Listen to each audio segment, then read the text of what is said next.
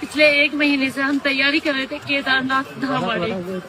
4 दिन से घर से निकले हुए हैं, 2 दिन से चले हुए ट्रैफिक में फंसे हुए थे। ट्रैफिक इतना बड़ा था कि 4 मिनट का रास्ता 4-4, 5-5 घंटे में हमने वो पार करा है। उसके बाद हम यहाँ आए 22-23 किलोमीटर पैदल चल के, जिसमें घोड़े चल रहे थे, खच्चर, कहीं भी कोई भी टक्कर मार के जा रहा था, गिरने का इतना रिस्क था। पता नहीं किस तरीके से हम यहाँ तक आए, और यहाँ आके दर्शन के नाम पे भाई कुछ नहीं है। अगर मेरी वीडियो जहाँ तक भी जा रही हो, कोई मत आना, इधर खामोखा अपना टाइम वेस्ट करोगे, मनी वेस्ट करोगे, और मिलना यहाँ कुछ भी नहीं है। दर्शन भी नहीं होने के भाई ढंग से, यहाँ नहीं हो रहा कुछ भी। सिर्फ क्या हो रहा है, यहाँ पैसे दो, वीआईपी दर्शन करो, या फिर आप हेलीकॉप्टर से यात्रा करो, उसके बाद दर्शन करो। अगर आप पैदल यात्रा करके आ रहे हो तो दर्शन की उम्मीद से मत आना। यही हो रहा है यहाँ लोगों के साथ।